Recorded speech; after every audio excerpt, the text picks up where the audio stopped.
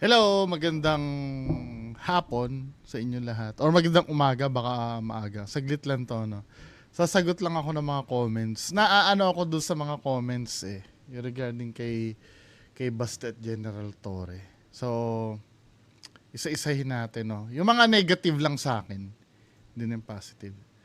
Sabi ni Sir Rogelio Duco, yung bad side lang ni Baste ang pinupuna mo, boss. So aminado ka may bad side. Ang tanong ko, bakit hindi mo rin punahin yung bad side ni Baste? 'Di ba? Double standard ka. Alam mo pala may bad side eh. So aminado ka may bad side. Sabi dito, pwede ba punahin mo yung ginawang pala decision ni Toreng? Yung idol mo yun, 'di ba? Ano masasabi mo kalaban nag-decide? Pwede daw punahin yung ginawang pala decision daw ni ano. Yung pagdi-decision kasi karapatan niya 'yon.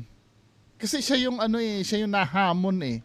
Siya yung nahamon pero hindi mo tinatanggap na may hamon, 'di ba mamaya? Ano masasabi mo? Kalaban nag-decide kung kailan gaganapin. Talagang 'yon dahil hamon 'yun eh. Kasi ganito 'yan, sir, no. Sinabihan ako ang PNP chief. Siyempre, PNP chief, may inaalagaan ako reputasyon, di bali sana kung katulad kung vlogger lang ako na maliit lang ang reach ko, wala namang mawawala sa akin kung magduwag-duwag ako eh. Pero PNP chief ako eh. Di ba? Kung PNP chief ako, tapos sasabihan ako na suntukan, sa suntukan, talo ako, matapang lang ako dahil may posisyon ako.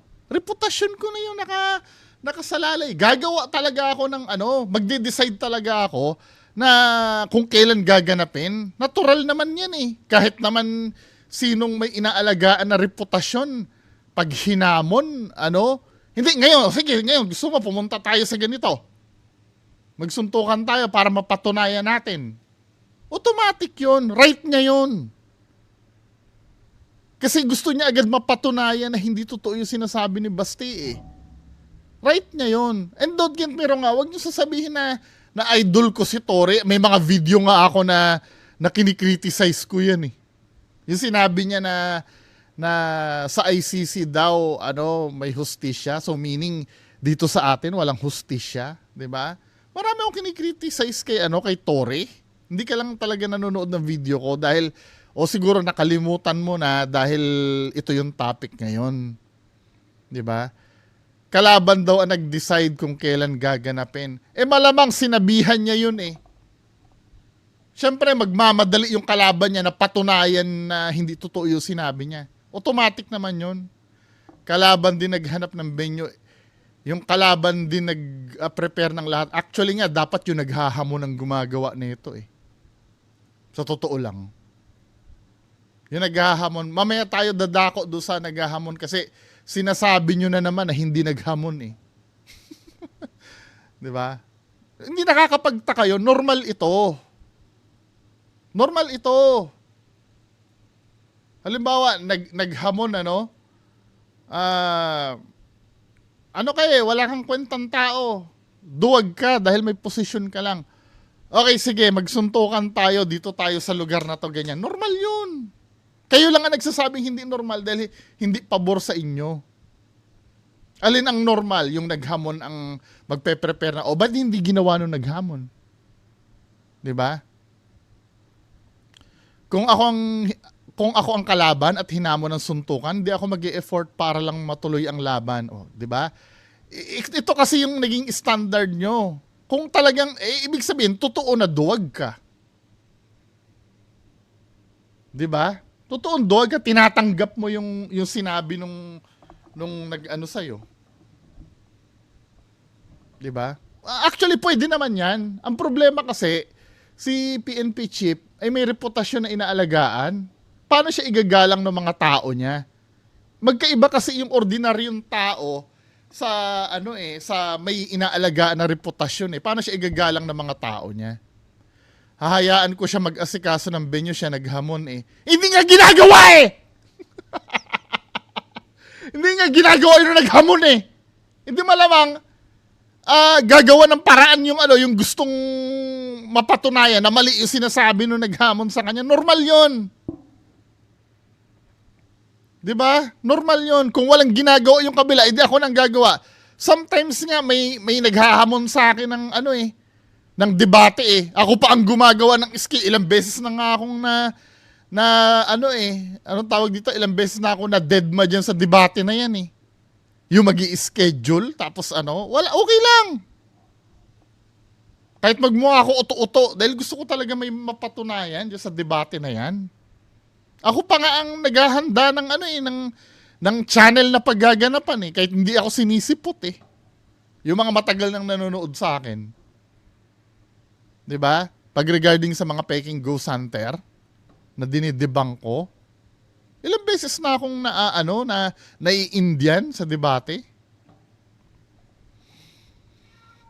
Nakakaduda ang ginawa ni Torering, nagdesisyon kahit walang sagot na oo. Ba't nga naman kasi walang sagot? Paano nakakaduda yun? Siyempre, pag walang sagot yung kalaban mo, gagawin mo na ang lahat. Baka sakaling lumabas siya sa kuweba niya. Diba? Kung yun nga mga naghahamon, pumupunta na mismo dun sa harap ng bahay nung hinahamon nila Ayun, o nung sa kanila nung naghamon para lang mapatunayan na hindi totoo yung sinasabi. Normal ito. Yung mga pinupuna mo, normal yan. Normal yan ang ginagawa ng isang tao na gustong patunayan na mali yung sinasabi sa kanya. Lalo na kung may reputasyon na inaalagaan, normal ito. Yung siya ang mag-prepare ng venue. O sige, para walang masabi na yung kalaban ko. Para walang masabi yung naghamon. Gagawin ko na. Hindi naman mali yun Mali ba yun yung ginawa ni Tore? Na mag-prepare ng venue? Mali siguro yun sa hindi lalaban. 'Di ba? Hindi mali yun. Hoy Bungo, natural na di ika-cancel ni Baste yon dahil para kay Baste, wala lang nangyari dahil ganun lang talaga siya magsalita kapag nagagalit. Ito ang problema, nino-normalize nyo yan So lahat ng sabihin pwede na dahil nagagalit, natural lang. Ganun ba ibig nyo sabihin? Ginagawa nyo naman tanga ang sarili nyo. So kahit magsalita ako dito na kung ano-ano, normal lang yun dahil galit ako. Ano ba? Hindi pwede. Lahat ng sinasabi mo, may responsibility kasi lahat yan. Hindi nyo pwedeng habang buhay na ipalusot yan na ganun lang talaga siya magsalita lalo na kapag galit. Hindi pwede. Ano pang aasahan dyan? Baka mamaya may sabihin niya na na hindi, galit lang yan. Hindi pwede. Kayo naman, ginagawa nyo naman tanga. Diba, hindi naman sukat akalain na tototohanin si seryosohin. Insultuhin mo ba naman ang PNP chief? Ikaw ba, sinabihan ka ng ganon, hindi mo siseryosohin yon? Ano yun, joke-joke lang? Ano ba? Ba't ganyan kayo mag-isip?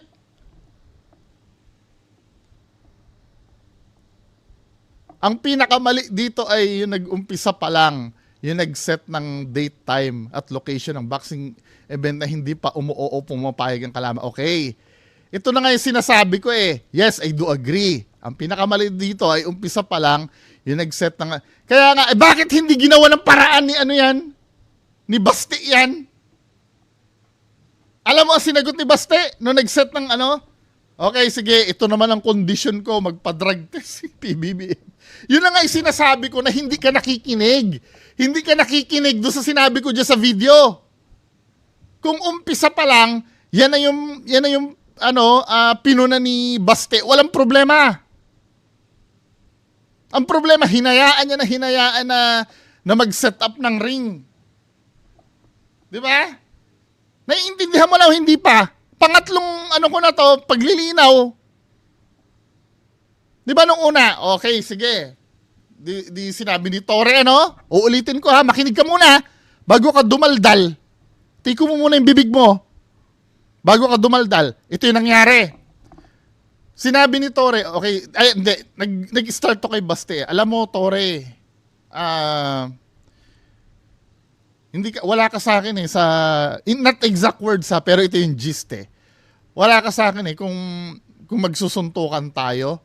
Hindi ka mananalo sa akin. Matapang ka lang dahil sa position mo. Ang totoo, duwag ka. You're a coward. Yun ang sinabi. Tama ba? Yun ang sinabi ni Baste. Duwag ka. You're a coward. Inakusan niya duwag. So dahil nasabi niya kay Tory yun, desidido si Tory na patunayan na hindi totoo ang sinasabi ni Baste. Normal yun. So okay, sige. Ituloy natin yung suntukan. Ganapin natin sa linggo. The moment na sinabi yun, dapat nag-reply na agad si Baste doon. May pagkakataon siya mag-reply. Anong sa linggo? May lakad ako ng linggo Ito sinasakyan ko na to Yung sinasabi niya na hindi pwedeng i-cancel. Natural, di i-cancel ni Baste. O kung hindi niya pwedeng i-cancel, dapat antimano pa lang na sinabi ni Tory na sa linggo gaganapin. Hindi pwede. May lakad ako ng linggo. I-set natin sa iba. Hindi yun na sinabi niya Ang sinabi niya, magpa-drug test muna yung ano mo, yung 'di ba? May opportunity siyang baguhin yung date sa umpisa pa lang. Pero ang dami niya munang sinabi bago niya baguhin yung date. Napakadami niya sinabi. Na magpa-drug test muna, etc., etc. 'Di ba? Then nung na-set up na yung venue, sa kanya sasabihin na hindi siya pwede na linggo. Huli na. Na-set up na Tapos sisisihin mo yung yung nag-set up. Actually kahit na set up na yon, 'di ba? May magagawan talaga ng paraan yun kung gugustuhin Sa dami ng followers ng mga Duterte, kailangan alagaan niya yung pride ng followers niya. Pero hindi pa rin choice niya talaga yon.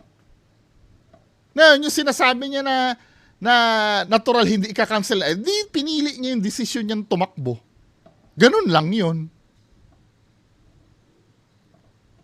Yung sinasabi na wala naman talaga daw hamon na nangyari, kay Baste yun. Pero lahat ng sinasabi kasi na tao, nasa taong tatanggap yon kung hamon ba yon o hindi.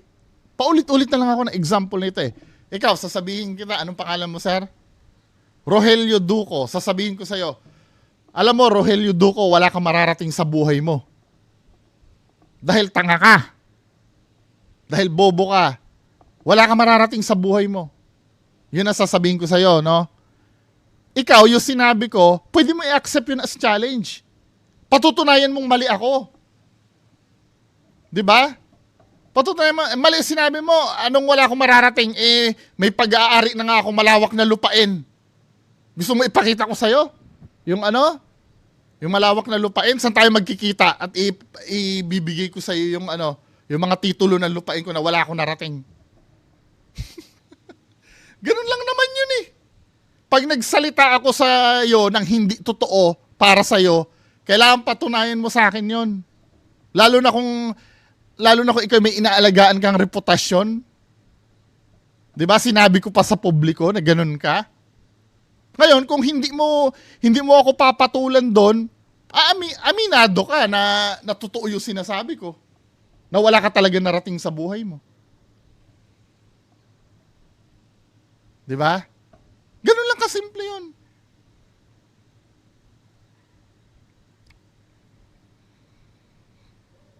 Pwede rin halimbawa, boss mo, no? Kahit hindi naman kasi dapat literal na sabihin na hinahamon kita.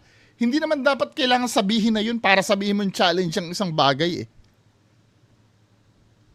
'Di ba? Kahit pa sabihin ng boss mo, oy may quota tayo ngayon. May quota tayo ngayon ha. 'Di ba? Hindi naman niya sinasabi hinahamon ko kayo na makakota kayo. Hindi ganoon Natural na 'yon. Or pag may sinabi sa iyo na hindi maganda, natural na patunayan mong mali yung sinasabi niya. Wag naman tayong nagpapalusot na ito Hindi hindi maganda ito dahil ganun lang talaga siyang magsalita. Yung ganun lang talaga siyang magsalita, hindi wag niyong inormalize ito. Kasi kung lagi nating inonormalize na ganun lang talaga siyang magsalita, wala na magiging professional sa Pilipinas. Ikaw ba, pagdating mo sa trabaho mo, yung boss mo, lalait-laitin ka, papayag ka, tapos ang kakatwiran, ganun lang talaga siya magsalita? Hindi pwede. Mga nakakasalamuha mo sa daan, pagmumurahin ka, mamaliitin ang pagkatao mo, tapos at the end of the day, sabi mo, ganun lang talaga siya magsalita. Hindi pwede. Papayag ka ba nun? Ewan ko, kung ikaw ay ganyan ang pagkatao mo, hindi kita masisisi. Siguro kahit mura-murahin kita ngayon or palabasin ko na wala kang kwentang tao dito ngayon, papayag ka dahil ganun lang ako magsalita. Papayag ka ba nun? I'm sure hindi ka papayag nun. Inaalagaan mo reputasyon kahit ba naman hindi tayo nagkikita dito eh. Alam ko din naman na importante yung sarili mo eh. Kapag ka minaliit ka, alam ko lalaban ka rin eh. 'Di ba? Alam mo ang nangyayari dito, sir? Dito sa ginagawa mo na to. Sorry ha, pero ginagawa mo ng tanga ang sarili mo dito. Mailusot lang si Baste. Ito mga dahilan mo. Ganun lang talaga siya pag nagsalita. Dito sa part na to na ano ba yun? Kung ako ang kalaban at hinamon ng suntukan, hindi ako mag-e-effort na lang na matuloy ang laban. 'Di ba? Pero I'm so sure, baka pag hinamon kita, baka hantingin mo pa ako. Pero hindi mag-a-apply kay Baste 'yon, 'di ba? Pag kay Baste, paniniwalaan niyo. Pero pag kayo ang ginanyan, baka hantingin niyo ako. Sa mga sinasabi ko sa inyo. Sabihin ko sa'yo ngayon, alam mo yung nanay mo, puta yan eh. Kahit wala akong patunay, based on, ganun lang talaga ako magsalita, papayag ka? Puta ang nanay mo? Come on. Baka mamaya inubos mo ang lahi ko. Yan, example lang po yun ha. Binibigyan ko lang kayo ng example. Pag nag-aakusa ako ng isang bagay, ganun ang ginagawa niya. Inakusuhan niya, dog yung tao eh. Malamang yun, gagawa ng paraan yun. 'Di ba? Tapos ngayon, pagka, okay bungo, sinabi mo, puta nanay ko. O sige, patunayan mo ngayon yan. Magkita tayo sa Tapos sabihin ko, hindi, may lakad ako eh. 'Di ba? Hypothetical lang naman yung sinabi ko eh. Yan ang mga dahilan eh. I'm so sure hindi kayo papayag nun. Ano ba?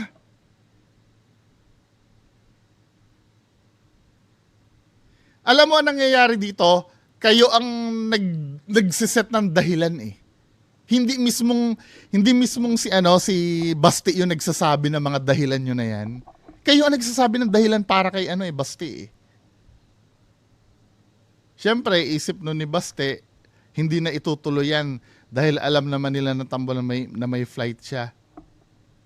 O di sana puntahan niya, ipahiya niya.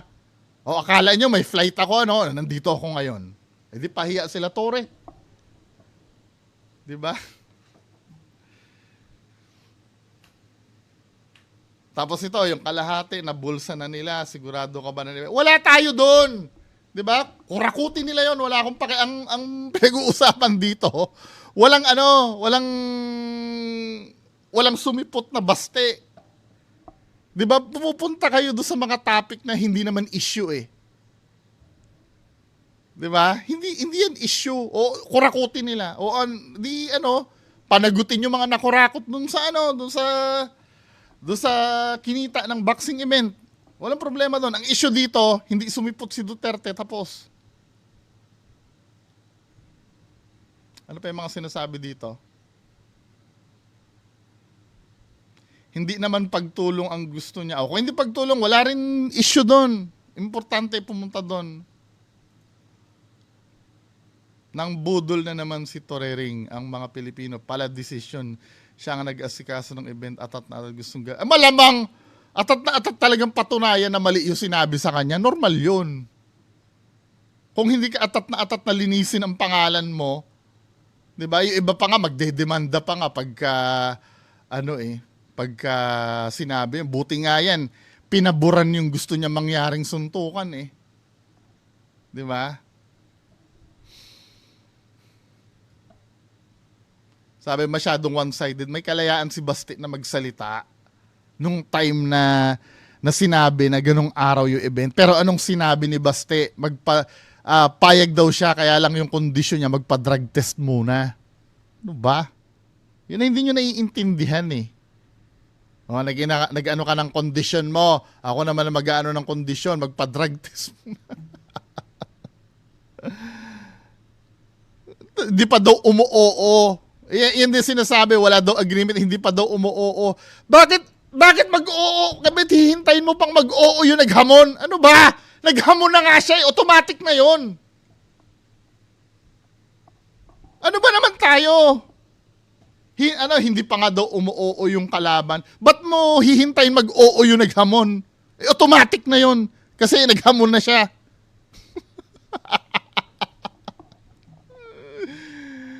Ay, Diyos ko.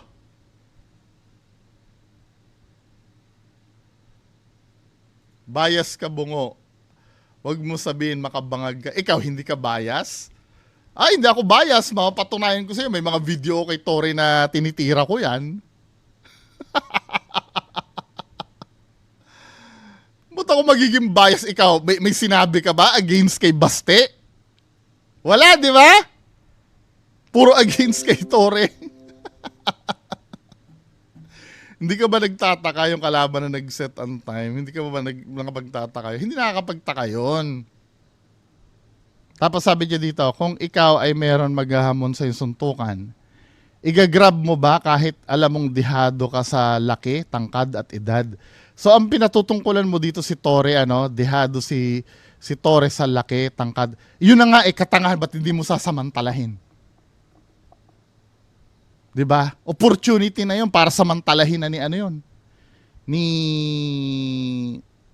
ni Baste. Yun na yung pagkakataon niya eh. Na legal na makasapok kay Tore eh. O ba't hindi niya nga naman kinuha? Bakit akong tatanungin mo dyan? Dapat ang tinanong mo dyan yung si Baste. Nasa kanya na pala lahat ng partida. Kayo na rin ang nagsasabi. Hindi pa ba palaisipan sa inyo yan? Na kay Baste na lahat ng partida, hindi niya pa hindi niya pa papatulan yan? Ano ba? Tapos sasabihin nyo naman, hindi, gentleman kasi si Baste, hindi siya pumapatol sa mata. Ano pa bang ginagawa ni Baste sa mga vlogs niya? Hindi pa pagpatol yun? Ano ba?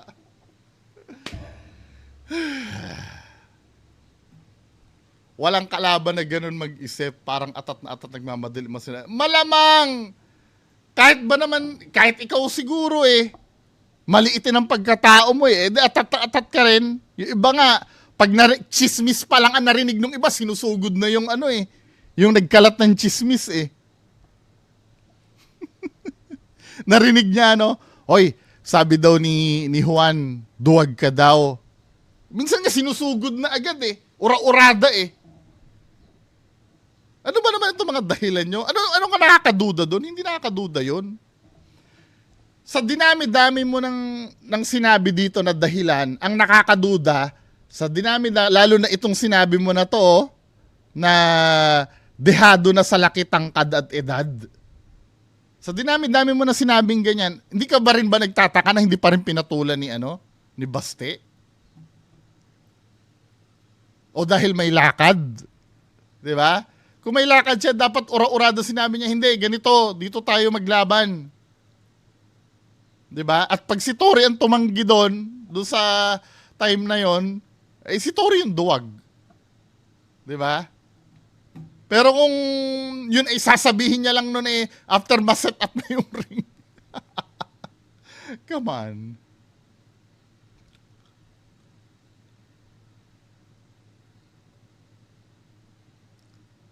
Sabi nga nandito, Brad, tsaka prinsipyo ang mahalaga. Totoo lang, basic lang yung prinsipyo. General kasi pabor pala sa akin to. Hindi, sorry.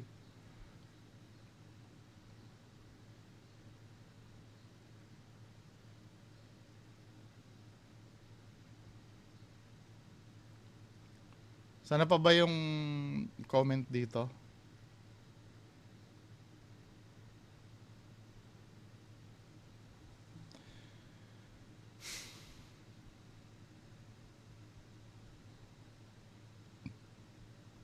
Doon nga tayo sa dito sa comment na to.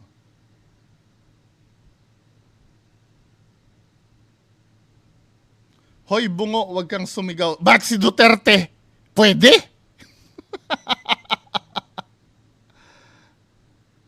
Si Duterte pwede? Magmura din pwede rin si Duterte kahit nanonood yung anak mo? Pwede mo naman hinaan ang volume ah. Ako pa rin ba mag-a-adjust? Diyos ko. Common sense daw. Common scene daw. Sabi niya common scene. Naman bungo, akala ko matalino ka. Ay, hindi ako matalino. Pero alam ko, di ba? Alam ko na ang taong umiiwas. Hindi mo naman kailangan ng ng college diploma para malaman mo na kung tao ay umiiwas eh. May malalim na reason talaga yan. Kaya kahit walang official na sagot ni Baste. Bakit nga naman na walang official na sagot? Kasalanan pa rin ni Tory yun dahil walang official na sagot. Diyos ko naman.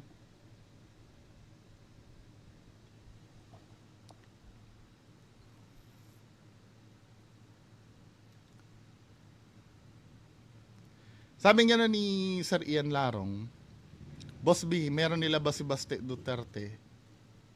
Statement na hindi sila pwede maglaban na balik niya galing isang bansa. Ito na naman eh. May statement na hindi sila pwede. Kailan ba nilabas yung statement na yon? Na hindi siya pwede ng after ma-set up na yung ring? Ito nga yung argument dito eh. Dapat the time pa lang na sinabi ni Tory na sa Sunday gaganapin, sinabi na agad niya yan. Diba? Sabi ni Tory, sa Sunday gaganapin. Wait lang. Aalis ako na Sunday eh. Alam nyo yata na aalis ako kung bakit sa Sunday nyo pinipilit eh. Hintayin mo ako pagbabalik ko. Ngayon, kung hindi pumayag si Tory doon, wala na yun.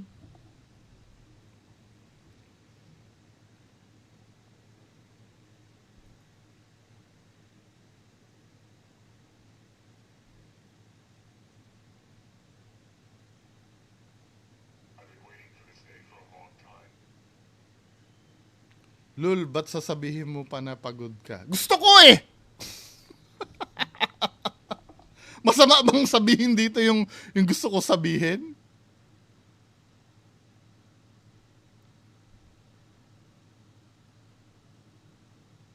Sabing gana ni Pads Paul, tanga ka din bungo eh, uto-uto ka din eh, common sense lang yan, okay na magboxing kahit walang mutual agreement. Paano walang mutual agreement? Yung idea galing na kay Basti yun eh. At kinasahan ni Tory eh. Automatic na yung dapat. Oo, tanga ako pero mas tanga yung paliwanag mo, hindi porket naghamon ng sapakan, gusto mo andyan na. Parang sinabi mo na nagpatayo ng bahay ngayon, bukas pwede na tira. Hindi! Imposible bang mangyari yon? Sa kanto nga lang eh, pagka may nagharap na dalawa, ora-orada, nagsasapakan na eh. Anong tingin mo sa pagsasapakan? Construction? Hindi naman professional boxer yung mga yan eh. Di ba? Sa tingin mo ba, yung binigay na ni Tory, yung binigay na hanggang Sunday na yon, hindi ba pwedeng patulan yon? May iniingatan pa ba si Basti doon? Akala ko ba kayang-kaya ni Basti yan? Di ba? At ito pa, Boss Bungo, bago pa umalis si Basti, may permit na. Halatang hindi nakikinig talaga si Sir. Diyos ko.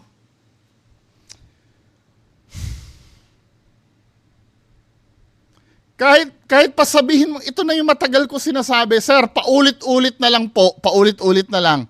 Kahit pa sabihin mo na may permit na, choice niya pa rin yun kung aalis siya o hindi.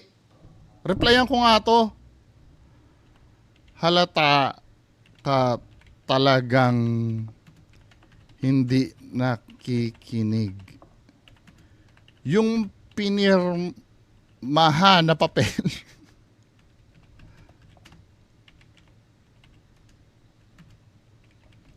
lang sinasabi.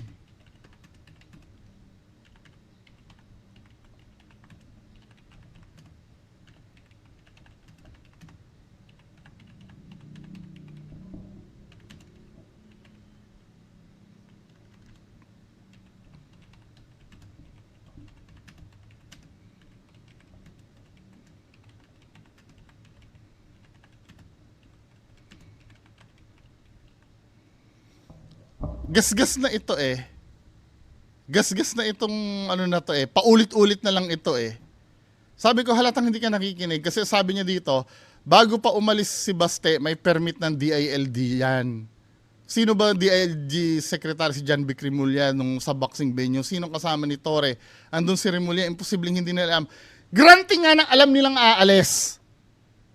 Yung yung pinirmahan na papel, hindi naman sinasabi nga doon na obligadong umalis si Baste.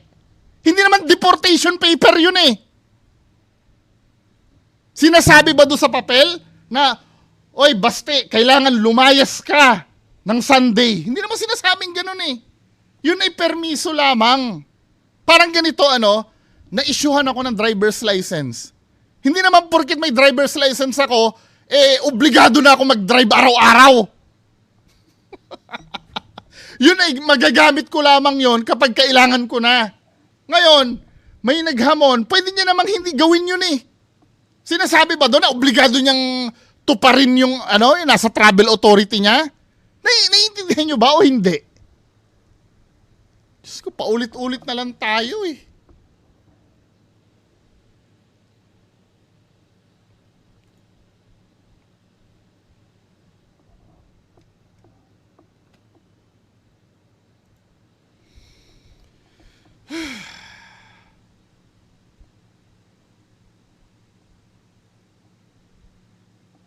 Kukumpara mo yung pagpapatayo ng bahay sa pagsusuntukan. Kahit nga dalawang bata dyan na ngayon lang na pagkasunduan na magsusuntukan na sila eh. Ano ba yan? Mga professional boxer ba yan? Hindi naman eh. Nagsimula lang yan dahil sa talaga magkaaway sila. Away kalye ito eh. 'Di ba? Hindi naman yan dahil sa promotion ng isang boxing eh. Diyos ko naman. Hindi ba kayo nagtataka, itong mga dahilan nyo na to, kayo lang ang nakakaisip, hindi yung nasa mismong may katawan? Anyway, yan lang po muna pag-uusapan natin ngayong umaga. Magandang umaga sa inyong lahat.